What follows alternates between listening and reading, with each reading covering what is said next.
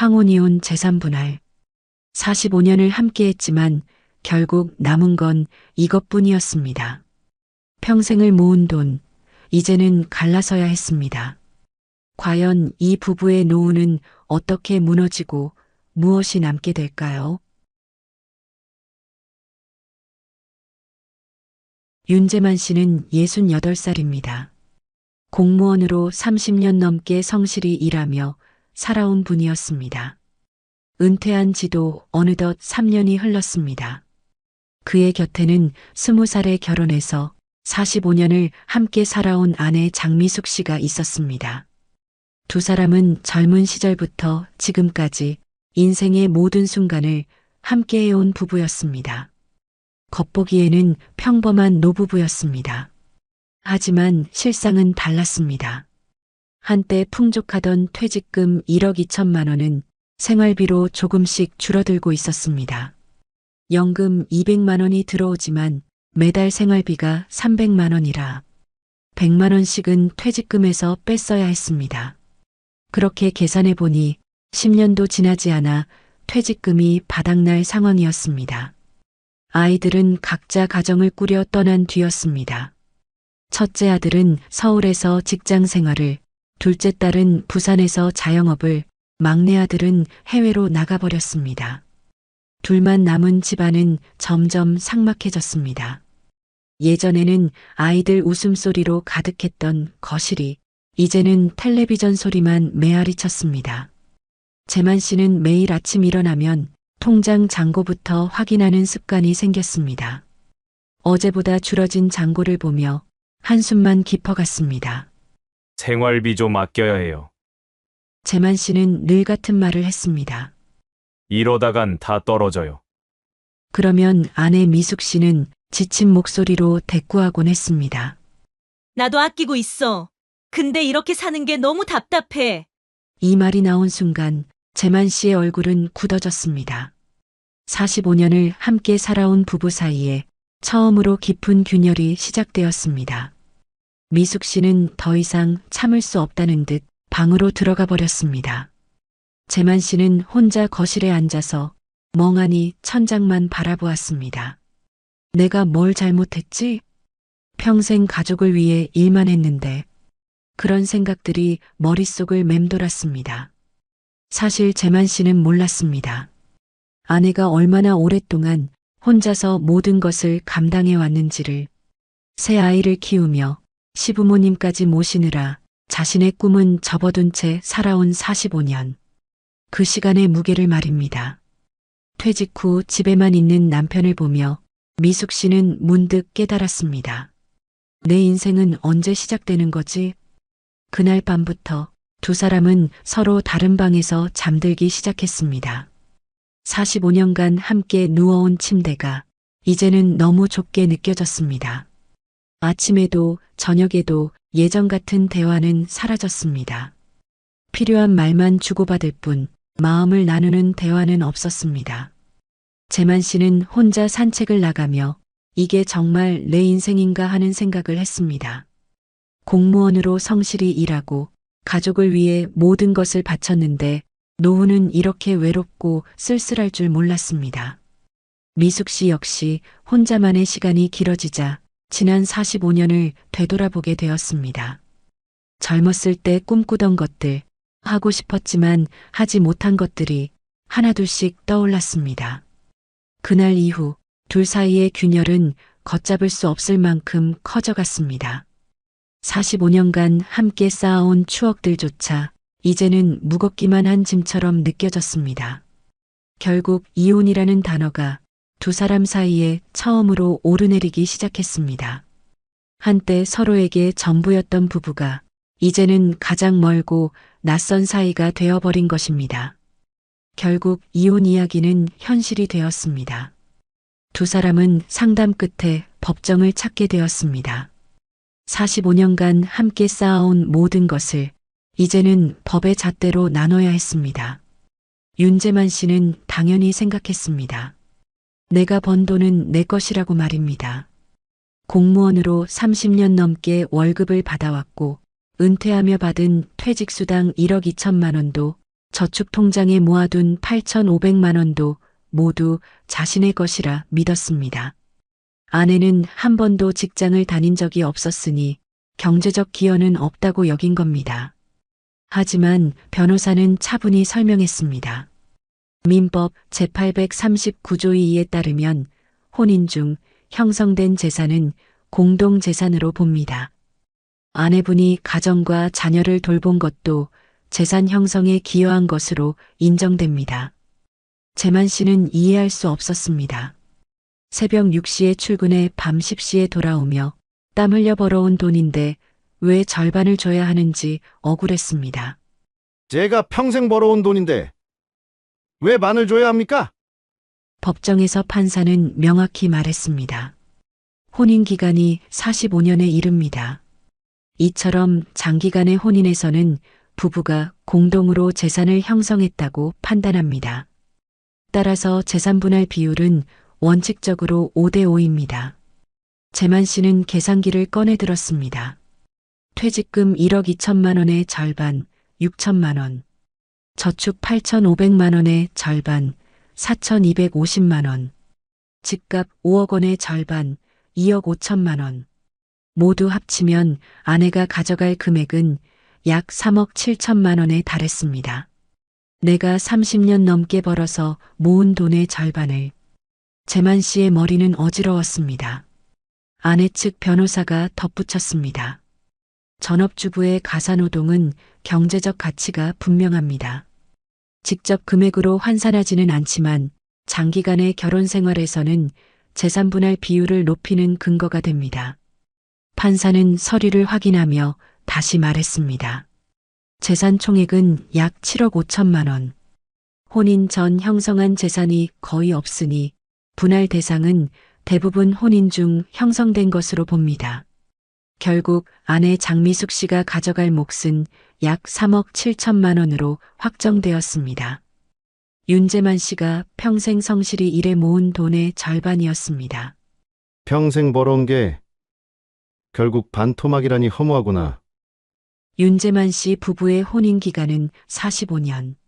법적으로도 사회적으로도 긴 세월이었습니다. 5년, 10년의 혼인이라면 다를 수 있습니다.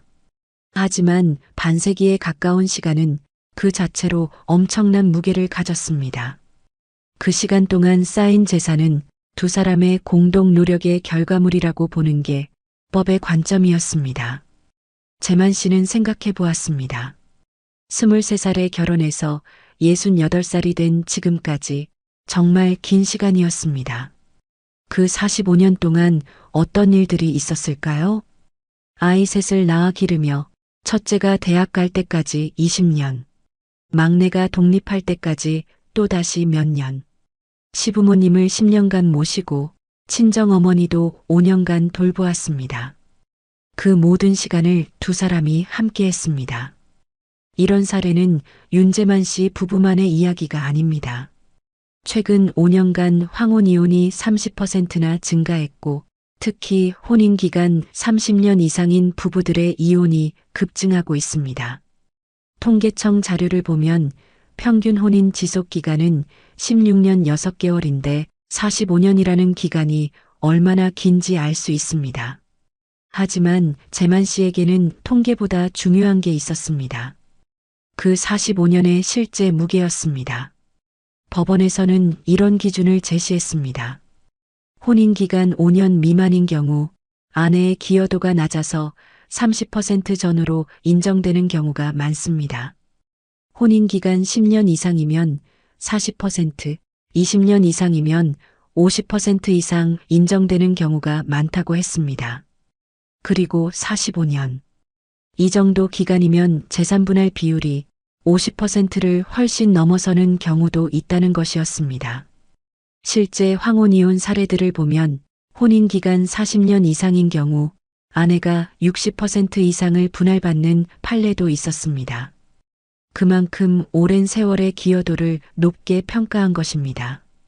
판사는 담담히 말했습니다.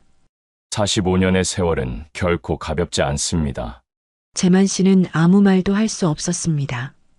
그의 눈에는 억울함과 허탈함이 동시에 비쳤습니다.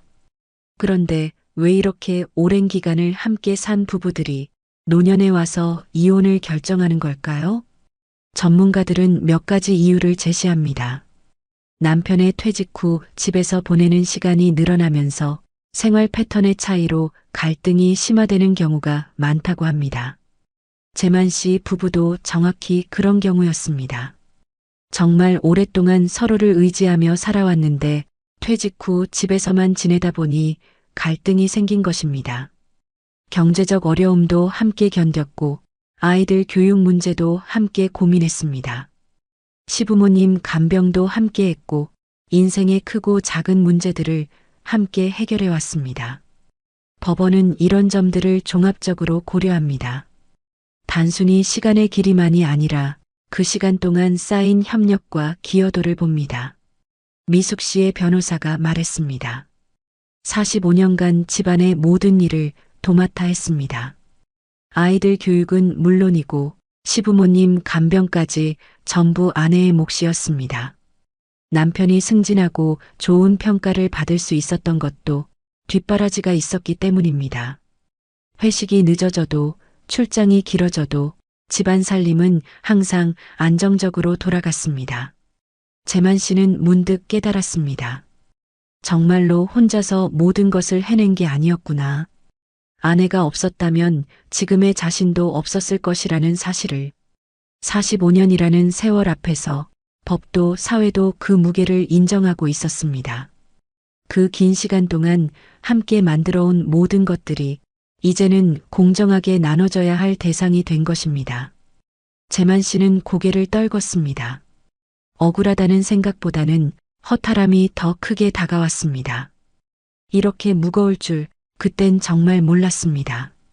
장미숙 씨는 한 번도 직장을 다닌 적이 없었습니다. 하지만 그건 일을 하지 않은 게 아니었습니다. 아이 셋을 낳아 키우며 집안을 돌보며 시부모님까지 모셨습니다. 남편이 새벽같이 나가 밤늦게 들어와도 그가 따뜻한 밥을 먹을 수 있었던 건 아내가 있었기 때문입니다. 미숙 씨의 하루는 새벽 5시 30분부터 시작되었습니다. 남편과 아이들 아침 준비, 도시락 싸기, 빨래 돌리기. 오전 10시가 되어서야 잠시 숨을 돌릴 수 있었습니다. 오후에는 아이들 학교 일로 바쁜 하루였습니다. 학부모 상담, 준비물 챙기기, 학원 픽업까지. 저녁 준비는 또 다른 전쟁이었습니다. 아이들이 대학을 가고 직장을 얻고 가정을 꾸릴 수 있었던 것도 아내의 손길이 있었기 때문이었습니다. 시부모 치매 간병 5년, 밤마다 깨서 돌본 시간. 그건 돈으로도 말로도 설명할 수 없는 노동이었습니다. 법원은 이를 분명히 인정했습니다. 가사노동 또한 경제적 기여입니다. 전업주부의 역할은 결코 가볍지 않습니다. 변호사가 구체적으로 설명했습니다. 최저임금으로만 단순 계산해도 45년간 수억 원에 이릅니다. 육아, 살림, 간병을 전문업체에 맡긴다면 월 300만 원은 좋게 들어갑니다. 베이비시터, 가사도우미, 간병인 비용을 합치면 말입니다.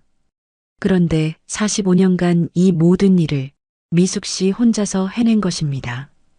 통계청에서 발표한 자료를 보면 전업주부의 가사노동 시간은 하루 평균 7시간 18분입니다.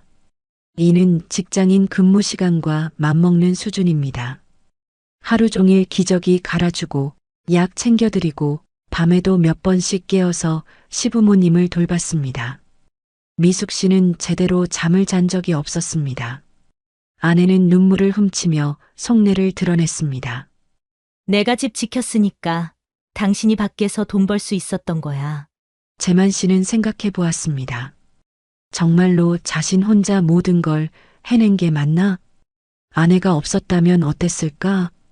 아침마다 도시락을 싸고 저녁마다 따뜻한 밥을 차려주고 아이들 뒷바라지까지 하면서도 한 번도 월급을 받은 적이 없었습니다.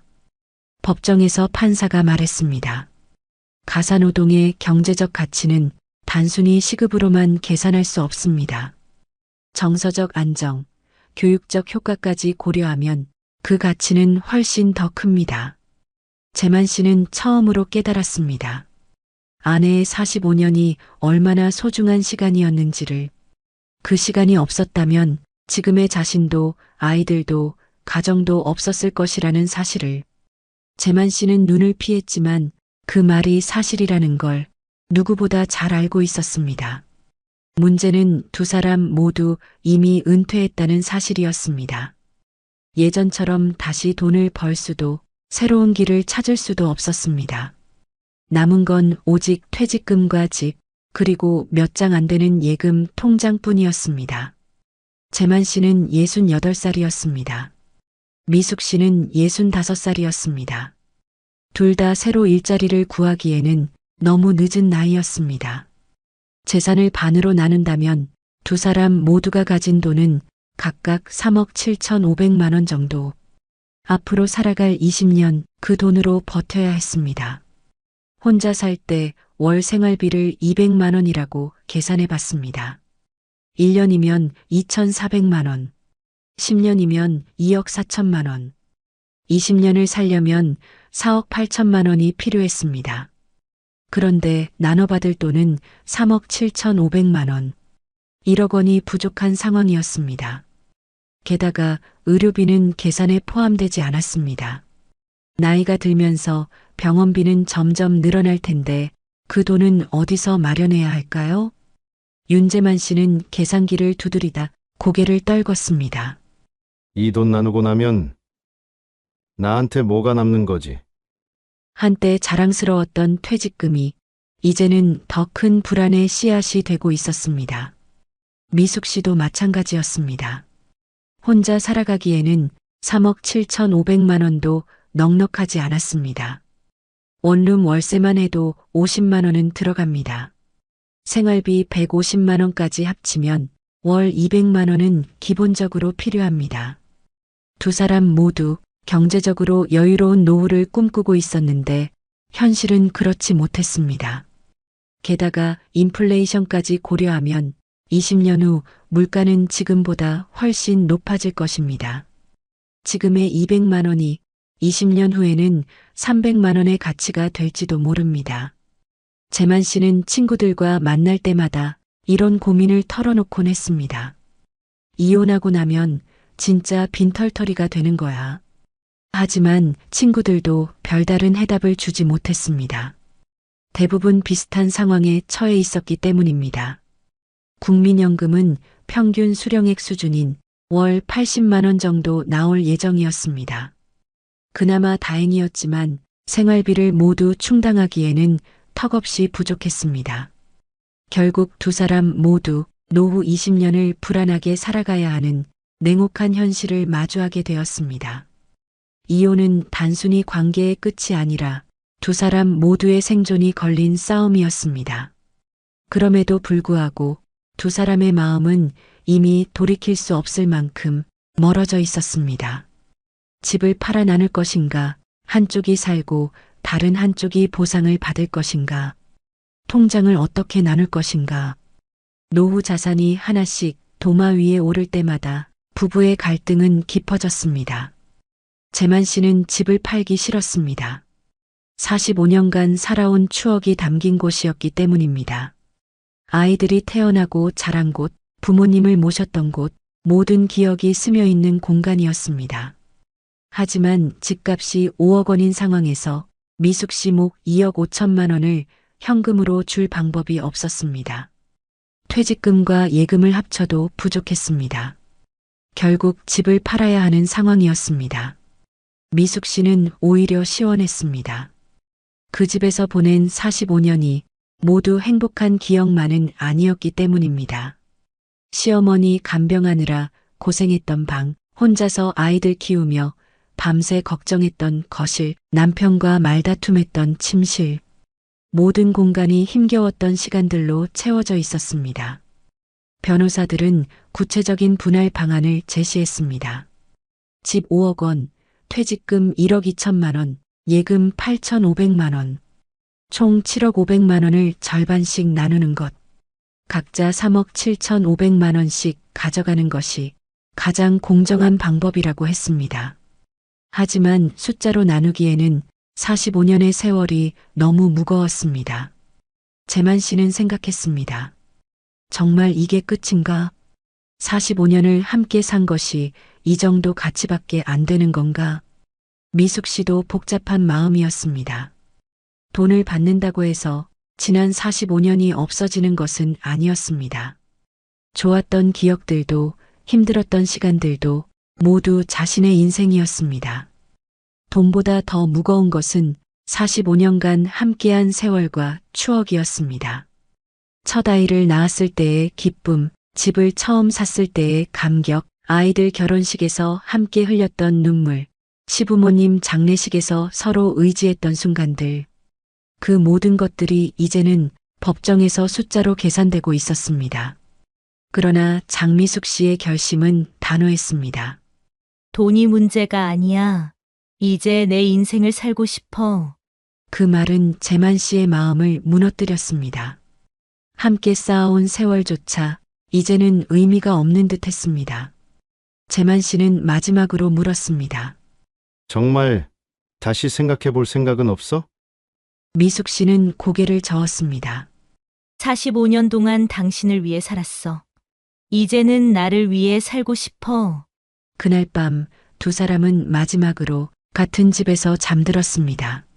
하지만 마음은 이미 서로 다른 곳을 향하고 있었습니다. 45년의 결혼 생활이 이렇게 끝나가고 있었습니다. 이혼은 돈의 문제가 아니라 결국 두 사람의 세월까지 잘라내는 일이었습니다. 황혼 이혼의 재산 분할은 단순히 숫자의 문제가 아니었습니다.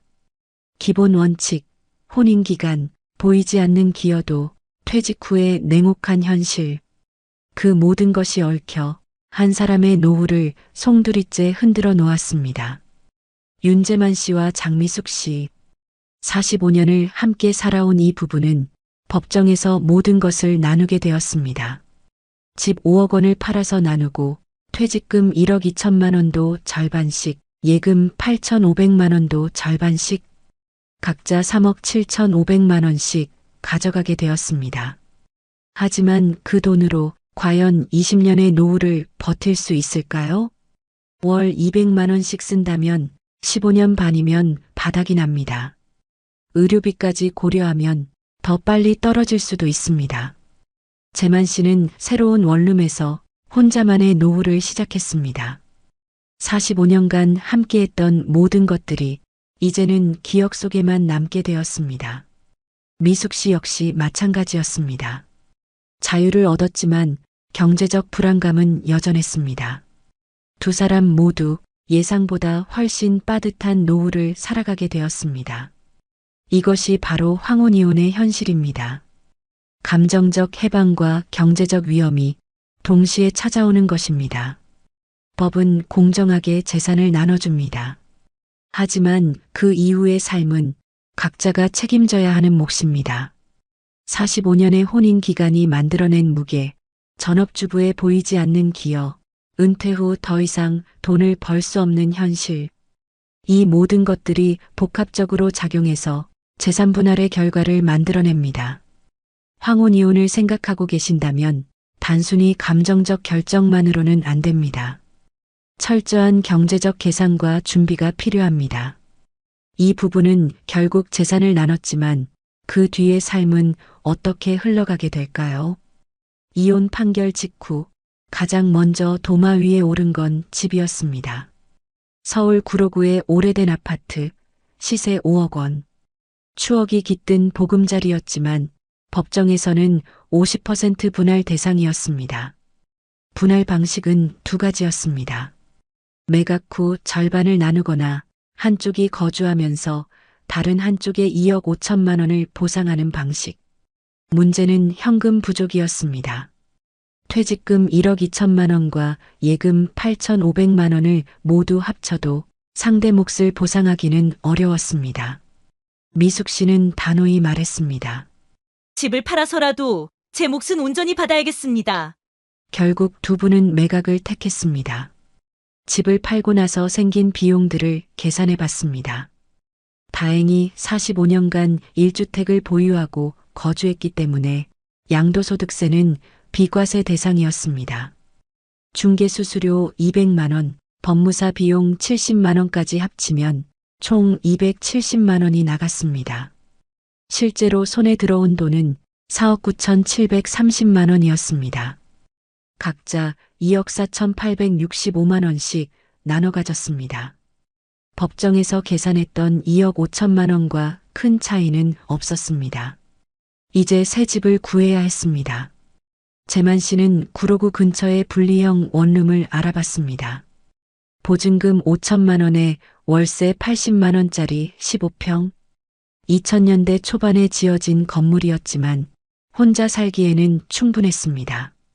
관리비 5만 원에 수도 전기 가스비까지 합치면 월 12만 원 정도 더 들어갔습니다. 총 주거비는 월 97만 원이었습니다. 미숙 씨는 같은 구로구에서 좀 더 작은 곳을 찾았습니다.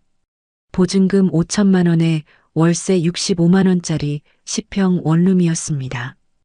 90년대에 지어진 오래된 건물이었지만 지하철역과도 가까웠습니다. 관리비 4만 원에 수도 전기 가스비 10만 원까지 합치면 총 주거비는 월 79만 원이었습니다. 두 사람 모두 집 문제는 해결했지만 보증금과 이사 비용으로 상당한 돈이 들어갔습니다. 하지만 혼자 사는 것은 생각보다 어려웠습니다. 재만 씨는 45년간 아내가 해주던 요리를 이제 혼자 해야 했습니다. 하지만 요리 경험이 전혀 없었습니다. 결국 배달 음식과 외식에 의존하게 되었습니다. 하루 식비만 18,000원씩 들어갔습니다. 한 달이면 54만 원. 서울 물가가 비싸다 보니 식비 부담이 더욱 컸습니다. 더 큰 문제는 건강이었습니다. 기름진 음식을 계속 먹다 보니 소화가 잘 안 되고 체중도 늘어났습니다. 재만 씨는 예전 미숙 씨의 집밥이 그리웠습니다. 미숙 씨는 다른 문제가 있었습니다. 45년간 남편과 함께 살다가 혼자 원룸에 있으니 밤이 무서웠습니다. 작은 소리에도 깜짝깜짝 놀랐고 잠들기가 어려웠습니다. 전구가 나가거나 변기가 막혀도 스스로 해결해야 했습니다. 두 사람 모두 아플 때가 가장 힘들었습니다. 감기라도 걸리면 돌봐줄 사람이 없었습니다. 약국에 가는 것조차 혼자 해야 했습니다. 재만 씨의 월 생활비를 계산해 보니 주거비 97만 원, 식비 54만 원, 취미 및 차량 유지비, 기타 생활비 100만 원까지 합치면 총 251만 원이 들어갔습니다. 1년이면 3,012만 원, 10년이면 3억 120만 원. 계산해 보니 6년 정도면 바닥날 상황이었습니다. 미숙 씨는 요리를 할 줄 알아서 식비는 절약했지만 그래도 혼자 장보고 요리하기엔 40만 원은 들어갔습니다. 대신 보안 문제로 택시를 자주 이용했습니다. 주거비 79만 원, 식비 40만 원, 택시비 및 기타 생활비 80만 원까지 합치면 총 199만 원이 들어갔습니다. 1년이면 2,388만 원, 10년이면 2억 3,880만 원. 그녀는 8년 정도는 버틸 수 있을 것 같았습니다. 하지만 두 사람 모두 깨달았습니다. 서울에서 혼자 사는 것이 생각보다 훨씬 비싸다는 것을. 예전에는 두 사람이 함께 써서 모든 비용을 나눠 썼는데 이제는 각자 감당해야 했습니다. 재만 씨는 혼자 중얼거렸습니다. 서울에서 혼자 살기가 이렇게 힘들 줄 몰랐어. 황혼이혼의 첫 번째 현실이었습니다. 재산분할 자체보다는 이후의 생활비 증가가 더 큰 부담이라는 것. 그런데 더 큰 문제들이 기다리고 있었습니다. 연금과 빚에 관한 이야기가 남아 있었기 때문입니다. 집을 나눈 뒤에도 끝이 아니었습니다. 이제는 매달 들어오는 연금을 두고 또 다른 갈등이 시작되었습니다. 재만 씨는 30년간 공무원으로 일하며 성실히 연금을 납부했습니다. 퇴직 후 받게 될 연금이 노후 생활의 버팀목이라고 생각했습니다. 하지만 법원은 이것도 재산분할 대상이라고 판단했습니다. 혼인 기간 동안 납부한 연금은 공동재산. 따라서 절반을 분할해야 한다는 것이었습니다. 재만 씨는 이해할 수 없었습니다.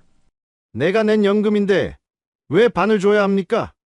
하지만 미숙 씨의 생각은 달랐습니다. 당신이 회사 다니는 동안 내가 집 지켰으니 이 연금도 내 몫이 있어야 한다고 생각했습니다. 법원은 명확하게 판단했습니다. 혼인 기간 중 형성된 연금급여는 부부의 공동 노력으로 만들어진 재산이라는 것. 결국 재만 씨가 받을 연금은 생각보다 크게 줄어들었습니다. 혼자 살기엔 빠듯한 수준이었습니다. 미숙 씨는 그나마 연금을 받게 되었지만 45년간 전업주부로 살아온 그녀에게는 여전히 부족한 금액이었습니다. 두 사람 모두 깨달았습니다. 연금 분할이 이렇게 큰 의미를 갖는다는 것을. 재만 씨는 친구들에게 물어봤습니다. 다들 비슷한 고민을 하고 있었습니다. 연금만으로는 생활이 어려워서 70세가 넘어서도 일을 해야 한다고 했습니다. 미숙 씨 역시 불안했습니다. 연금 분할로 받는 돈만으로는 안정적인 노후를 보장받기 어려웠기 때문입니다. 황혼 이혼의 두 번째 현실이었습니다. 집뿐만 아니라 연금까지 나눠야 하고 각자의 노후 계획이 완전히 바뀐다는 것. 그런데 가장 큰 충격은 아직 남아 있었습니다. 지금까지 몰랐던 빚들이 하나둘씩 드러나기 시작했기 때문입니다. 집과 연금을 나눈 뒤에도 문제는 끝나지 않았습니다. 다음 쟁점은 빚이었습니다. 퇴직 후 연금만으로는 생활이 빠듯해 생활비를 메우기 위해 부부 공동 명의로 받은 대출이 있었습니다. 카드 대금, 가전제품 할부금, 의료비 할부까지 여러 빚들이 쌓여 있었습니다. 재만 씨는 주장했습니다. 생활비 때문에 밀린 건데 내가 갚아야 합니까? 변호사는 설명했습니다. 혼인 중 발생한 채무도 공동 책임입니다. 반씩 부담하셔야 합니다. 재산만 나누는 게 아니었습니다. 빚도 절반씩 나눠지는 것이었습니다. 문제는 그 빚들이 생각보다 많았다는 것입니다. 45년간 함께 살면서 생각보다 많은 빚들이 모두 재산분할 대상에 포함되었습니다. 더 큰 문제가 있었습니다. 서로 모르게 만든 빚들이 발견된 것입니다. 재만 씨 명의로 된 개인 대출, 미숙 씨가 전혀 모르는 돈이었습니다. 퇴직 준비를 위해서라고 했지만 실제로는 다른 용도로 쓴 돈이었습니다. 미숙 씨 명의의 카드 대금도 있었습니다. 자녀 지원과 생활비로 쓴 카드 대금이었는데 재만 씨는 전혀 몰랐던 빚이었습니다.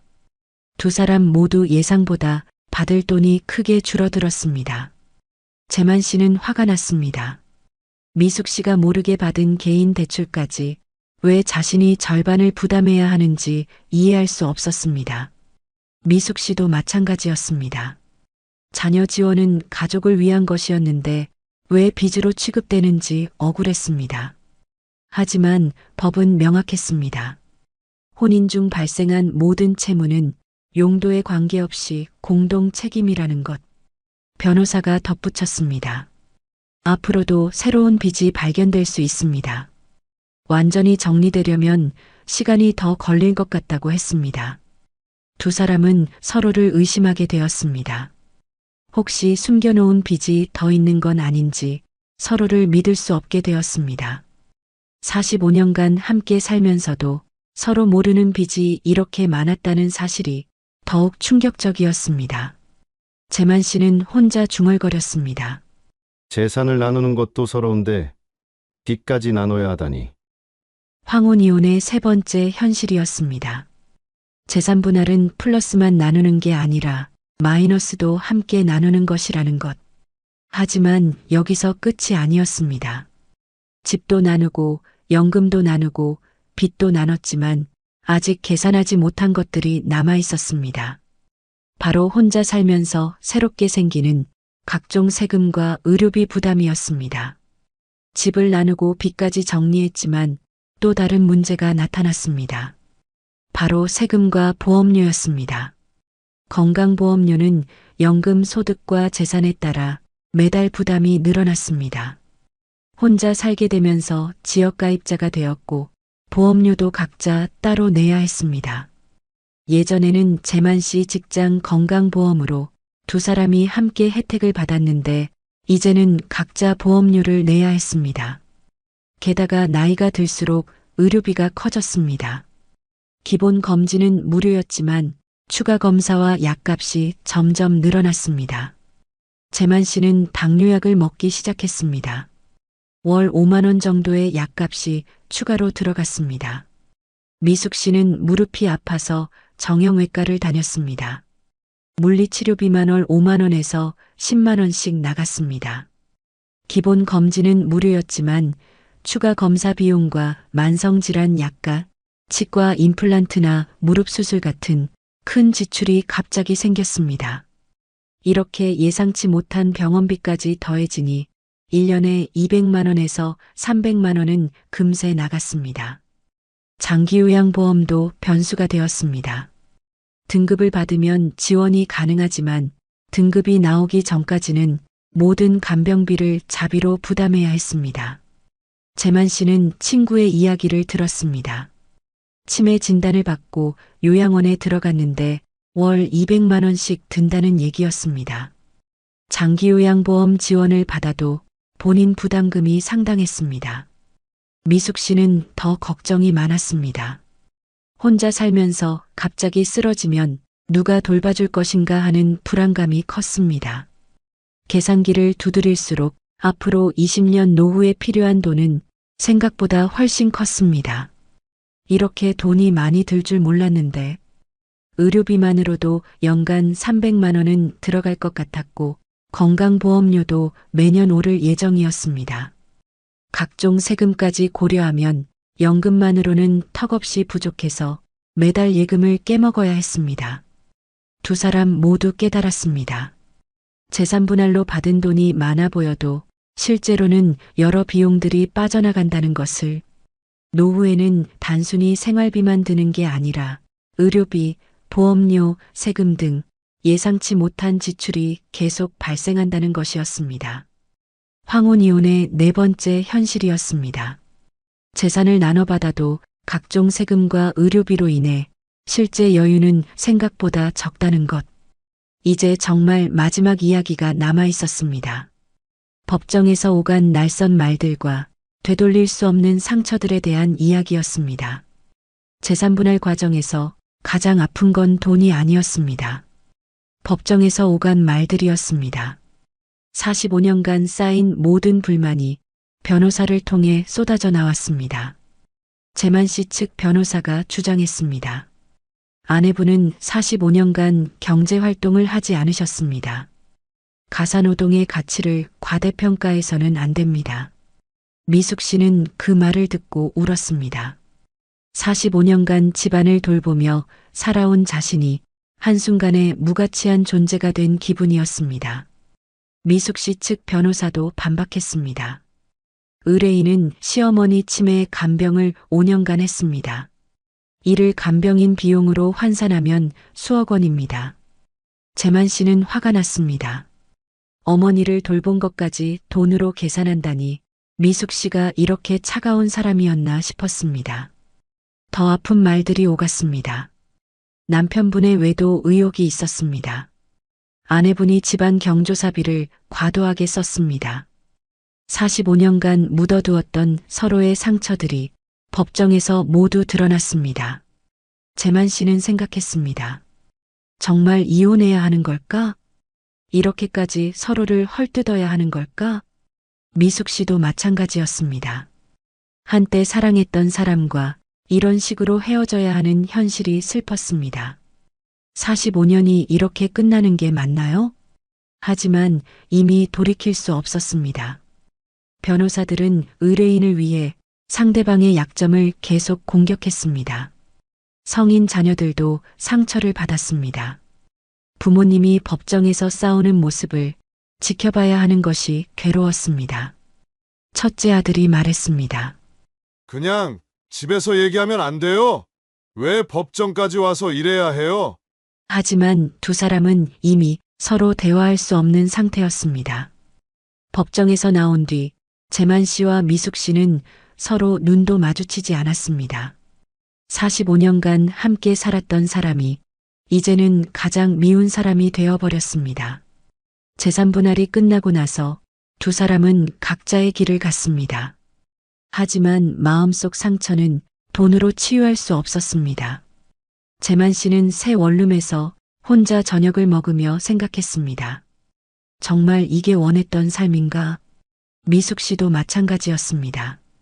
자유를 얻었지만 그 대가가 너무 컸습니다. 주변 사람들도 어색해했습니다. 45년간 부부로 알고 지냈는데 갑자기 남남이 되어버린 상황을 어떻게 받아들여야 할지 모르겠다고 했습니다. 동네에서 마주치는 것도 부담이었습니다. 같은 지역에 살다 보니 가끔씩 마주칠 수밖에 없었는데 서로 못 본 척하며 지나쳤습니다. 황혼이혼의 마지막 현실이었습니다. 재산을 나누는 것보다 마음의 상처가 더 크다는 것. 그리고 그 상처는 돈으로도 시간으로도 쉽게 치유되지 않는다는 것이었습니다. 재만 씨는 혼자 중얼거렸습니다. 이럴 줄 알았으면 그냥 참고 살 걸 그랬나? 하지만 이미 늦었습니다. 45년의 세월이 법정 한 번으로 끝나버린 것입니다. 1년이 지난 후 재만 씨와 미숙 씨는 각자의 자리에서 황혼이혼의 진짜 의미를 깨닫고 있었습니다. 재산 분할은 단순히 숫자를 나누는 게 아니었습니다. 집, 연금, 빚, 그리고 예상치 못한 비용들까지 모든 것이 복잡하게 얽혀 있었습니다. 재만 씨는 새로운 일상에 적응하고 있었습니다. 처음엔 서러웠지만 이제는 자유로움도 느끼고 있었습니다. 미숙 씨 역시 마찬가지였습니다.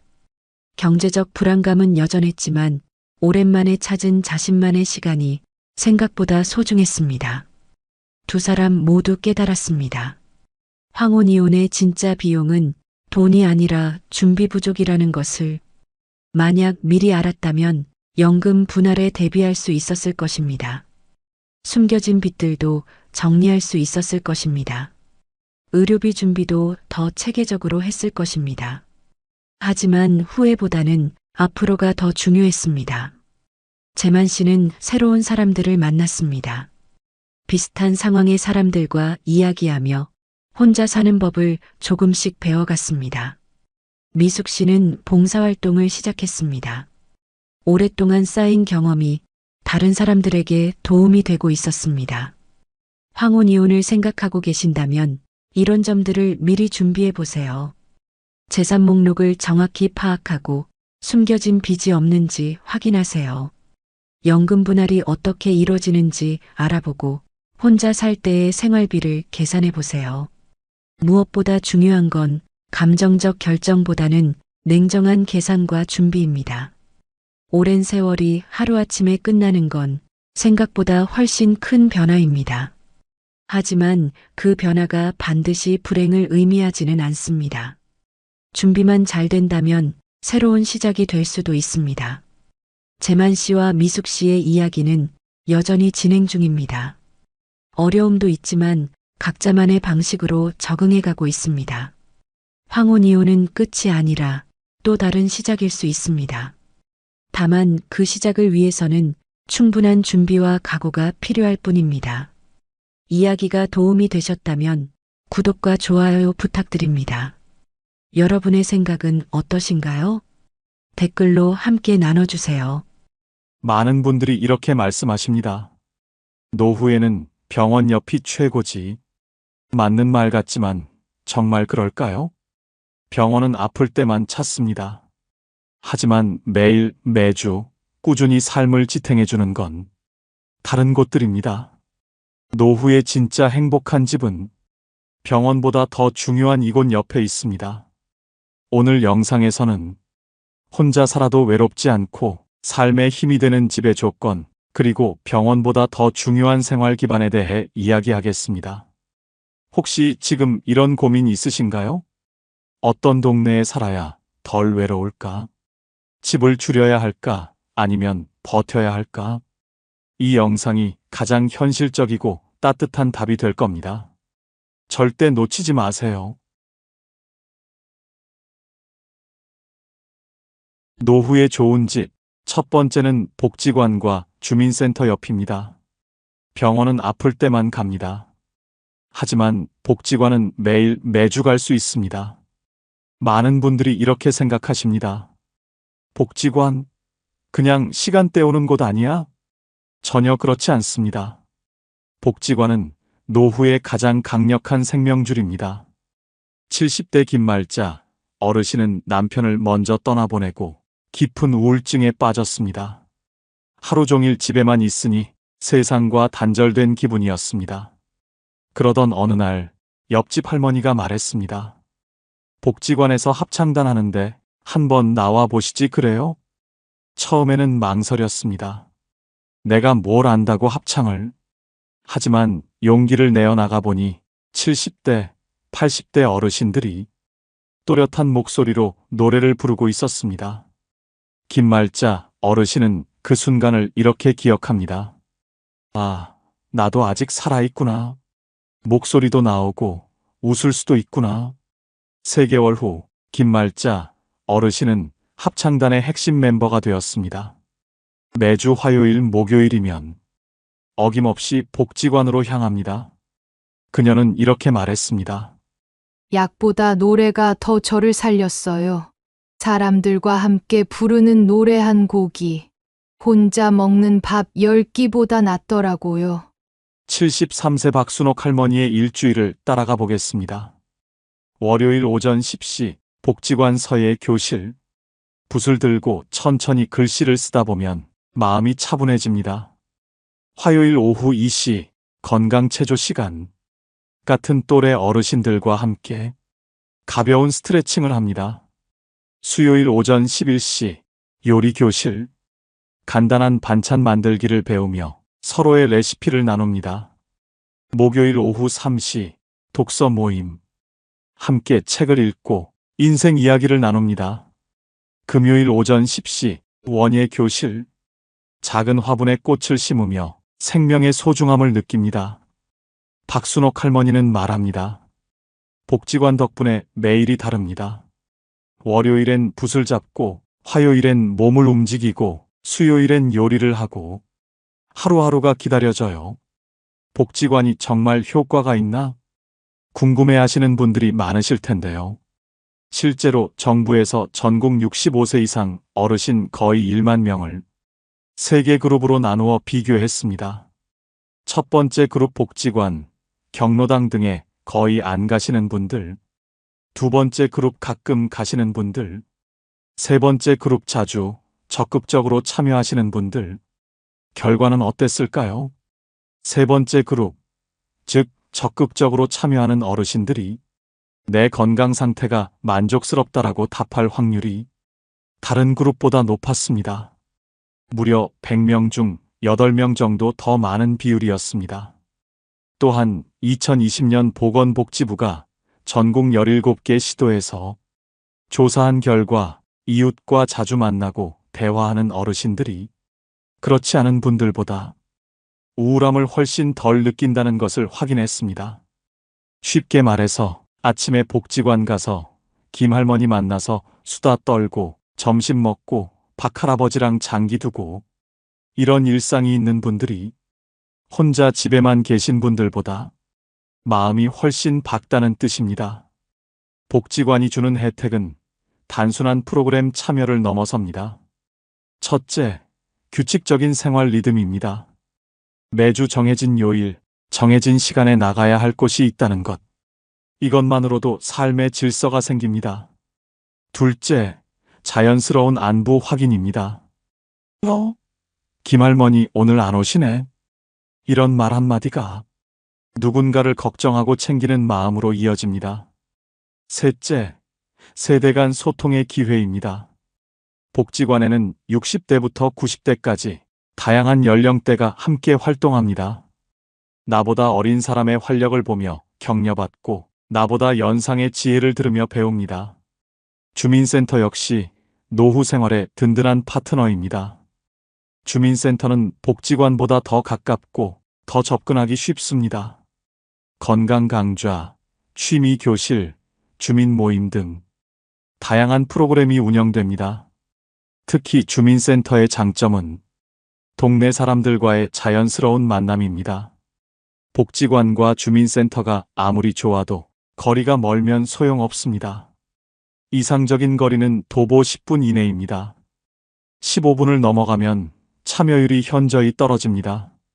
실제로 75세 이영자 할머니는 20년간 살던 아파트를 떠나 복지관에서 도보 5분 거리로 이사했습니다. 병원은 1년에 몇 번 가지만 복지관은 매일 갈 수 있잖아.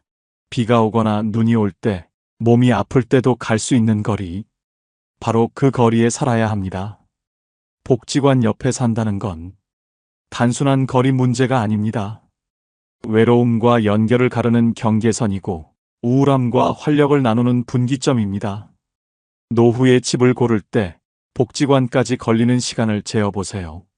그 시간이 여러분의 남은 인생의 질을 결정할 수도 있습니다. 혼자 있어도 외롭지 않고 아파도 절망하지 않는 노후. 그 시작은 복지관과 주민센터 옆에서 시작됩니다. 두 번째는 경로당과 작은 모임 공간입니다. 많은 분들이 경로당은 심심풀이라고 생각하지만 사실 노후의 가장 강력한 안전망입니다. 병원 옆만 있는 동네는 몸은 챙길 수 있어도 마음은 고립되지만 경로당 옆 동네는 때로는 시끄럽지만 웃음과 관계가 살아 있습니다. 73세 이순자 할머니는 매일 오전 10시 경로당에서 장기를 두며 시간을 보냅니다. 처음에는 남편이 세상을 떠나고 나서 집에 혼자 있는 시간이 너무 힘들었습니다. 텔레비전만 보니까 하루가 안 가더라고요. 시간이 너무 더디게 가서 견딜 수가 없었어요. 그런데 옆집 할아버지가 경로당에 함께 가자고 했습니다. 처음엔 뭘 하러 가나 했는데 가보니까 여기가 진짜 보물창고더라고요. 오전 10시에 경로당에 도착하면 벌써 7, 8명의 어르신들이 모여 있습니다. 장기를 두는 분들, 화투를 치는 분들, 그냥 앉아서 이야기하는 분들. 이순자 할머니는 장기를 배워서 이제 동네에서 제법 실력자로 소문났습니다. 장기 두면서 머리도 쓰고 이기면 기분도 좋고 저도 다음엔 이겨야지 하는 마음이 생겨요. 점심시간이 되면 모두 함께 밥을 먹습니다. 각자 집에서 가져온 반찬을 나눠 먹으며 오늘 있었던 일들을 나눕니다. 이순자 할머니는 말합니다. 나는 집에 있으면 더 늙어버려. 사람이랑 장기 두고 밥 같이 먹는 게 진짜 보약이지. 그 시간 덕분에 하루가 단단히 채워집니다. 78세 박철수 할아버지는 몇 년 전까지만 해도 경로당을 멀리 했습니다. 시끄럽고 복잡한 게 싫다는 이유였습니다. 하지만 무릎이 아파서 병원을 다니게 되면서 생각이 바뀌었습니다. 병원에서 만난 동갑내기 친구가 경로당에서 하는 건강체조를 추천했습니다. 처음엔 어색했어요. 나이 먹고 뭔 체조냐 하면서. 하지만 일주일 참여해보니 몸이 한결 가벼워졌습니다. 더 중요한 건 사람들과의 관계였습니다. 경로당에서 만난 김상철 할아버지는 군대 같은 부대에서 근무했던 전우였습니다. 60년 만에 우연히 재회한 거였습니다. 세상 참 좁더라고요. 여기서 옛날 동료를 만나게 될 줄이야. 이제 박철수 할아버지는 매일 아침 경로당에 가는 게 일과입니다. 체조도 하고 바둑도 두고 옛 이야기도 나누며 시간을 보냅니다. 경로당이 이렇게 좋은 곳인 줄 몰랐어요. 여기 안 왔으면 집에서 혼자 끙끙 앓고 있었을 거예요. 경로당의 효과는 개인적인 경험담만이 아닙니다. 정부에서 실시한 대규모 조사로도 확인됐습니다. 보건복지부가 전국 17개 시도를 대상으로 10년간 추적 조사한 결과 정말 놀라운 사실이 밝혀졌습니다. 특히 농촌 지역에 사는 혼자 계신 어르신들 중에서 경로당을 자주 이용하시는 분들이 그렇지 않은 분들보다 우울감이 훨씬 적었습니다. 구체적으로는 경로당에 나가서 사람들과 어울리는 할머니, 할아버지들이 집에만 계시는 분들보다 마음이 훨씬 밝고 건강했다는 것입니다. 더 구체적인 연구도 있습니다. 전라북도 김제시에서는 전국 최초로 경로당을 단순한 놀이 공간이 아니라 어르신들이 함께 생활할 수 있는 공간으로 만들었습니다. 756명의 어르신을 대상으로 조사한 결과 경로당을 적극적으로 이용하신 분들일수록 생활 만족도가 높았습니다. 특히 우울감이 적고 경로당 이용에 만족하는 분들일수록 전반적인 삶의 만족도도 높다는 것을 확인했습니다. 이를 쉽게 풀어서 설명하면 경로당에서 사람들과 함께 시간을 보내는 어르신들이 혼자 계시는 분들보다 훨씬 행복하게 지내신다는 뜻입니다. 경로당의 장점을 구체적으로 살펴보면 다음과 같습니다. 첫째, 매일 만나는 익숙한 얼굴들입니다. 복지관보다 더 가깝고 더 편안합니다. 동네 어르신들과의 자연스러운 만남이 이어집니다. 둘째, 자유로운 분위기입니다. 정해진 프로그램보다는 편안하게 이야기하고 놀 수 있는 공간입니다. 셋째, 상부상조의 문화입니다. 오늘 김할머니 안 보이네? 이런 자연스러운 안부 확인이 서로를 챙기는 마음으로 이어집니다. 넷째, 경제적 부담이 없습니다. 특별한 회비나 참가비 없이 누구나 자유롭게 이용할 수 있습니다. 경로당 외에도 동네 곳곳에 작은 모임 공간들이 중요합니다. 마을회관, 주민자치센터, 심지어 동네 카페나 찻집도 역할을 합니다. 중요한 건 규모가 아니라 접근성입니다. 걸어서 갈 수 있는 거리에 매일 만날 수 있는 사람들이 있다는 것. 그게 노후의 가장 큰 자산입니다. 노후의 가장 큰 적은 병이 아니라 고립입니다. 경로당은 그 고립을 막아주는 현실적이고 효과적인 장치입니다. 혹시 여러분은 경로당에 대해 어떤 이미지를 갖고 계신가요? 너무 시끄럽다고 피하고 싶으신가요? 아니면 사람 냄새 나는 곳이라 생각하시나요? 사람 냄새야말로 노후에 가장 필요한 영양소입니다. 경로당 옆에 사는 것, 그것은 외로움을 이기는 가장 확실한 방법일지도 모릅니다. 세 번째는 공원과 산책로입니다. 병원 옆에 살면 아플 때 도움이 됩니다. 하지만 공원 옆에 살면 아프지 않게 살아갑니다.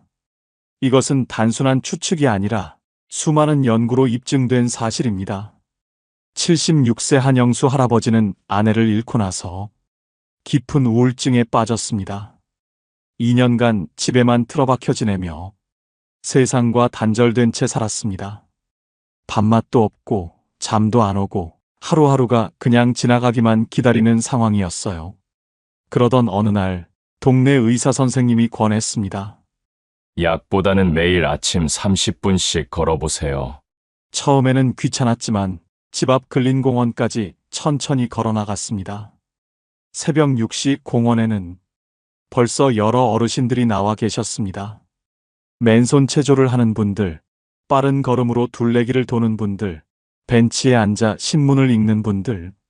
처음에는 인사만 나누던 사이였지만 매일 같은 시간에 만나다 보니 자연스럽게 대화가 시작됐습니다. 특히 겨울에 만난 노란 개가 한 마리 있었습니다. 주인 할머니와 함께 매일 산책을 나오는 개였는데 한영수 할아버지를 보면 꼬리를 흔들며 달려왔습니다. 그 개가 저를 알아보고 좋아하는 걸 보니까 내가 누군가에게는 필요한 사람이구나 싶더라고요. 6개월 후 할아버지는 완전히 다른 사람이 되었습니다. 아침에 눈 뜨면 오늘은 누구를 만날까 하는 기대가 생겨요. 병원은 아플 때나 가지만 공원은 매일 저를 기다려주거든요. 71세 박민자 할머니는 무릎 관절염으로 몇 년간 고생했습니다. 병원에서는 수술하자고 하는데 나이도 많고 겁이 나서 자꾸 미뤘어요. 하지만 물리치료사가 추천한 건 수술이 아니라 걷기였습니다. 집 근처 산책로에서 매일 조금씩 거리를 늘려갔습니다. 한개월 후 놀라운 변화가 생겼습니다. 무릎 통증이 현저히 줄어든 것입니다. 의사 선생님이 깜짝 놀라더라고요. 관절 상태가 많이 좋아졌다면서. 더 중요한 변화는 마음이었습니다. 산책로에서 만나는 사람들과의 자연스러운 만남, 계절마다 바뀌는 풍경을 보는 즐거움, 매일 조금씩 늘어가는 걸음수의 성취감. 예전에는 집에서 텔레비전만 보면서 내 인생 이제 끝났다 생각했는데 지금은 내일이 기대돼요. 박민자 할머니는 이제 매일 오후이시면 산책로로 향합니다. 여기가 제 힐링 장소예요. 돈 한 푼 안 들이고도 이렇게 행복할 수 있다니. 공원과 산책로의 효과는 개인적인 경험에만 머물지 않습니다. 미국 보훈병원에서 70세에서 92세 남성 3천여 명을 대상으로 6년간 추적 조사한 결과 놀라운 사실이 밝혀졌습니다. 매일 20분에서 40분 정도 걷기 운동을 하는 어르신들이 그렇지 않은 분들보다 사망 위험이 절반으로 줄어들었습니다. 쉽게 말해서 매일 공원에서 20분 정도 걷는 할아버지, 할머니들이 그렇지 않은 분들보다 훨씬 오래 건강하게 사신다는 뜻입니다. 또 다른 연구에서는 자연환경에서 활동한 우울증 환자 9명을 4주간 관찰한 결과 우울감이 현저히 감소하고 삶의 질이 크게 향상됐다는 보고가 나왔습니다. 2020년 보건복지부가 전국을 대상으로 실시한 대규모 조사에서도 흥미로운 사실이 밝혀졌습니다. 연구 결과 공원에서 혼자 산책하는 것보다 그곳에서 만나는 이웃들과 나누는 대화가 어르신들의 우울감 감소에 더 큰 도움이 된다는 것입니다. 즉, 공원의 진짜 가치는 단순히 공기가 맑아서가 아니라 그곳에서 만나는 사람들과의 관계에 있다는 뜻입니다. 공원과 산책로의 장점을 정리하면 다음과 같습니다. 첫째, 자연스러운 운동 공간입니다. 헬스장처럼 부담스럽지 않으면서도 매일 꾸준히 몸을 움직일 수 있습니다. 둘째, 계절의 변화를 느낄 수 있습니다. 봄꽃, 여름 녹음, 가을 단풍, 겨울 설경. 이런 자연의 변화가 마음에 활력을 줍니다. 셋째, 자연스러운 사회적 만남의 장소입니다. 산책하다가 만나는 이웃들, 개를 산책시키는 분들과의 인사, 벤치에서 나누는 짧은 대화들이 외로움을 달래줍니다. 넷째, 햇빛을 받을 수 있습니다. 실내에만 있으면 부족한 비타민 D를 보충하고 햇빛이 우울감을 개선하는 효과도 있습니다. 공원과 산책로가 아무리 좋아도 집에서 너무 멀면 소용없습니다. 이상적인 거리는 도보 15분 이내입니다. 20분을 넘어가면 매일 나가기 어려워집니다. 특히 겨울이나 비 오는 날에도 부담 없이 나갈 수 있는 거리여야 합니다. 공원 옆에 사는 것, 이것은 노후의 건강보험이자 심리치료실입니다. 매일 만나는 얼굴 하나, 계절마다 바뀌는 풍경 하나, 꾸준히 걷는 발걸음 하나하나가 노후를 지탱해주는 힘이 됩니다. 여러분은 아침에 산책을 나가면 누구와 마주치시나요? 그 얼굴 하나가 여러분의 삶을 지탱해 줄 수 있습니다. 집을 고를 때 공원까지의 거리를 재어보세요. 그 거리가 여러분의 남은 인생의 건강과 행복을 좌우할 수도 있습니다. 네 번째는 마트와 시장입니다. 병원은 가끔 가지만 시장은 매일 갑니다. 많은 분들이 마트나 시장을 단순한 쇼핑 공간으로 생각하지만 노후에는 이곳이 중요한 사회적 만남의 장소가 됩니다. 74세 김영자 어르신은 매일 오전 10시면 동네 전통시장으로 향합니다. 30년 넘게 단골로 다니는 채소 가게가 있습니다. 사장님 부부도 이제 60대가 되었지만 여전히 김영자 어르신을 반갑게 맞이합니다. 할머니, 오늘은 시금치가 정말 싱싱해요. 이거 하나 더 드릴게요. 이런 대화 한마디가 하루의 외로움을 녹여줍니다. 김영자 어르신에게는 장보기가 단순한 식료품 구매가 아닙니다. 채소 가게에서 오늘의 특가 정보를 듣고 과일 가게에서 당도 좋은 사과를 고르며 생선 가게에서 손질법을 배우고 반찬 가게에서 새로운 메뉴를 발견합니다. 각 가게를 돌며 나누는 짧은 대화들이 모여서 하루를 채워줍니다. 요즘 물가가 참 많이 올랐네요. 그래도 할머니는 건강하시니까 다행이에요. 우리 손자가 이번에 취업했어요. 이런 소소한 이야기들이 김영자 어르신에게는 소중한 소통입니다. 대형 마트도 있지만 거기는 너무 차가워요. 여기는 사람 냄새가 나서 좋아요. 78세 이철수 할아버지는 아내가 치매에 걸린 후 장보기를 맡게 되었습니다. 처음에는 뭘 사야 할지, 어디서 사야 할지 막막했습니다.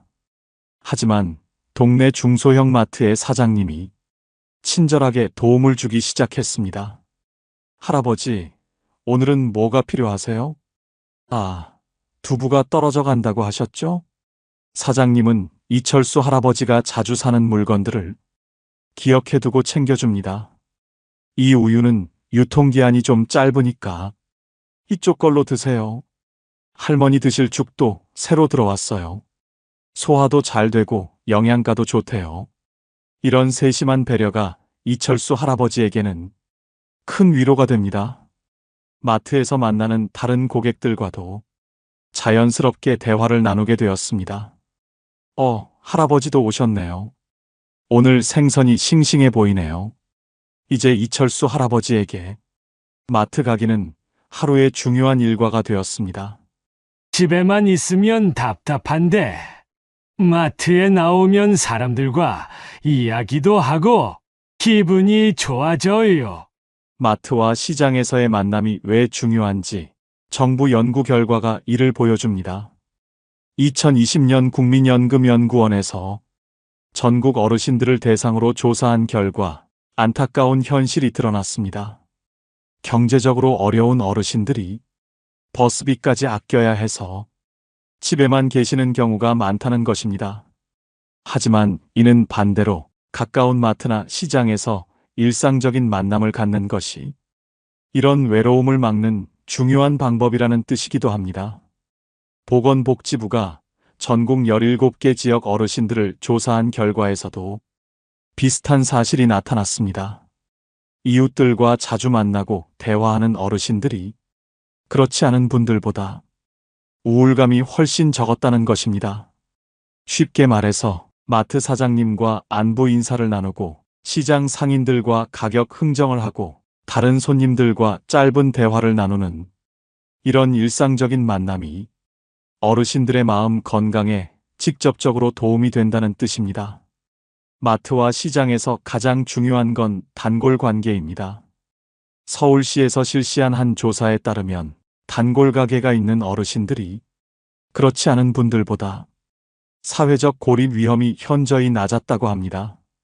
단골 관계에서 나오는 것들을 보면 이름을 불러주는 친밀감, 취향을 기억해주는 배려, 안부를 묻는 관심, 좋은 상품을 추천해주는 정보가 있습니다.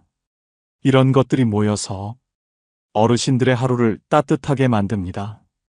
대형마트는 한 번에 많은 것을 살 수 있고 주차도 편리하지만 관계는 단절되고 기계적인 계산만 있을 뿐 사람의 정은 느끼기 어렵습니다.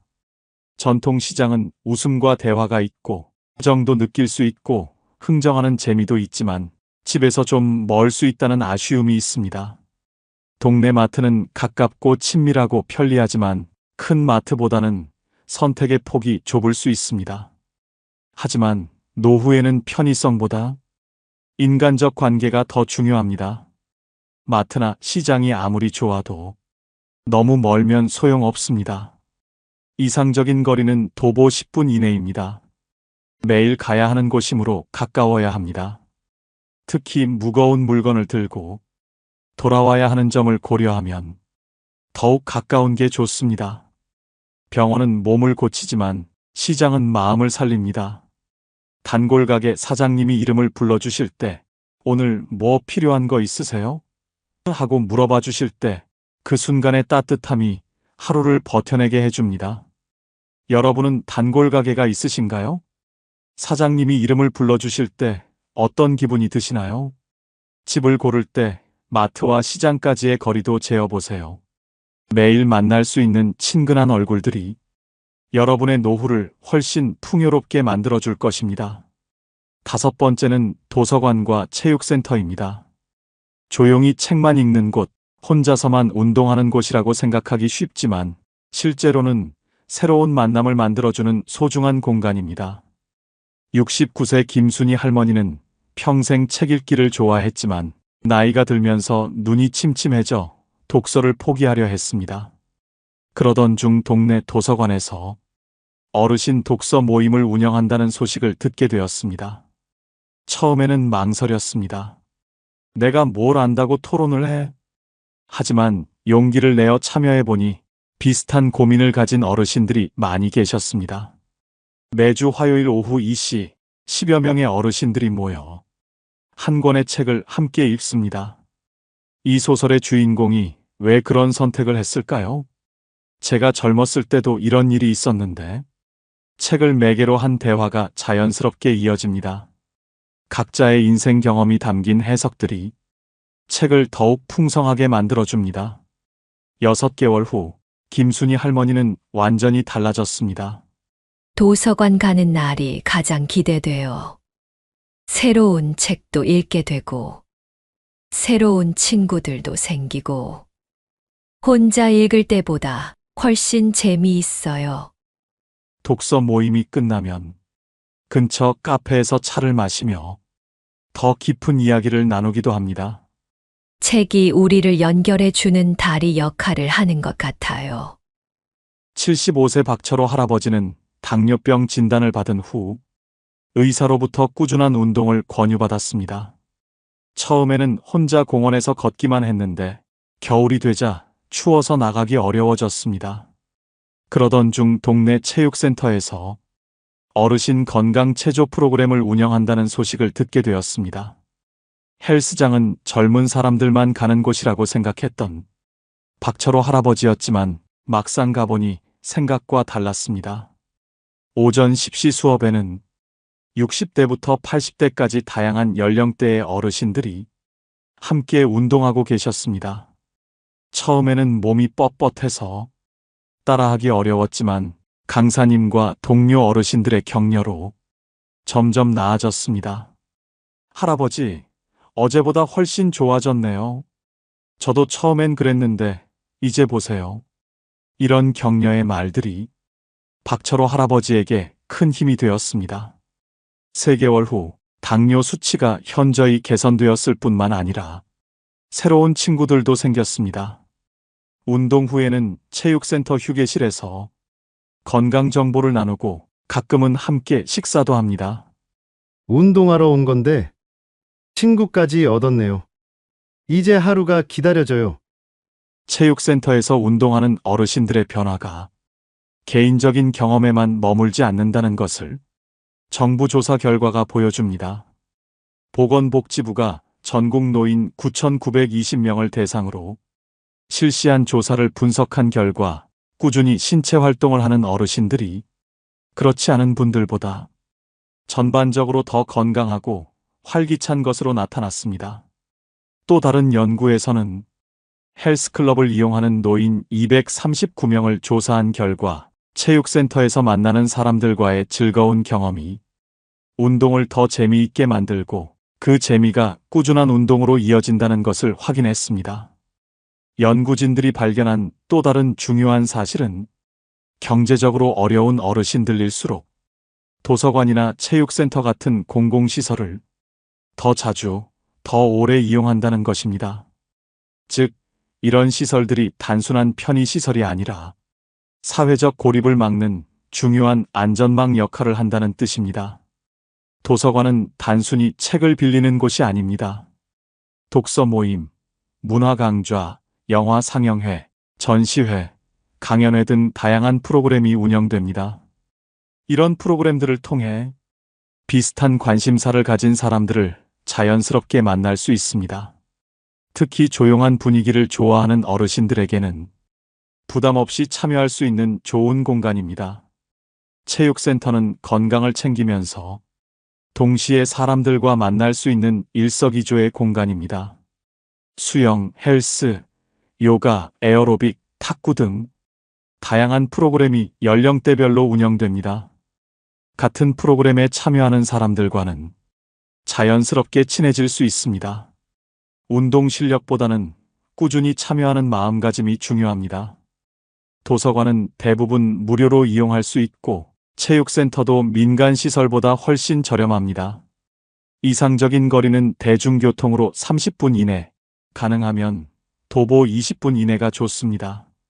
너무 멀면 꾸준히 다니기 어렵고 날씨가 나쁜 날에는 포기하게 될 수 있습니다.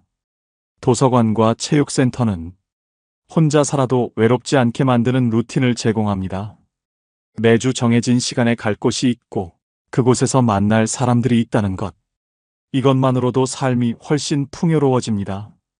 책을 통해 마음을 나누고 운동을 통해 몸과 마음을 건강하게 만들며 그 과정에서 만나는 사람들과 우정을 쌓아가는 것. 이것이 바로 도서관과 체육센터가 주는 특별한 선물입니다. 집을 고를 때 이런 시설들까지의 거리도 확인해 보세요. 여러분의 노후를 더욱 활기차고 의미 있게 만들어줄 소중한 공간들입니다. 정리하겠습니다. 노후의 집을 고를 때 많은 분들이 병원 옆을 먼저 봅니다. 하지만 진짜는 다릅니다. 복지관, 경로당, 공원, 시장, 그리고 도서관과 체육센터, 이곳들 옆에 사는 것이 노후를 행복하게 만드는 조건입니다. 집은 벽으로 만들어지지만 삶은 사람과 연결로 지탱됩니다. 노후에 좋은 집은 병원이 가까운 집이 아니라 내 이름을 불러줄 사람이 있는 동네입니다. 복지관에서 만난 합창단 친구, 경로당에서 장기를 두는 상대, 공원에서 매일 만나는 강아지와 주인, 시장에서 오늘 뭐 필요해요? 하고 묻는 사장님, 도서관에서 함께 책을 읽는 동료, 체육센터에서 서로 격려하는 운동 친구들. 이 모든 사람들이 여러분의 하루를 채워주고 외로움을 달래주고 살아갈 힘을 주는 소중한 존재들입니다. 병원은 몸이 아플 때 가는 곳이지만 이런 곳들은 마음이 아프지 않게 해주는 곳입니다. 여러분은 집을 고를 때 어떤 조건을 가장 먼저 보시나요? 댓글로 남겨주시면 다른 분들께도 큰 도움이 됩니다. 오늘도 긴 이야기 함께 해주셔서 감사합니다. 여러분의 노후가 좁아도 따뜻하고 조용해도 외롭지 않기를 진심으로 응원합니다. 이런 이야기가 마음에 남으셨다면 조용히 구독과 좋아요를 눌러주시고 앞으로도 함께 해주시면 좋겠습니다. 여러분과 나누는 이 시간이 저에게도 큰 힘이 됩니다.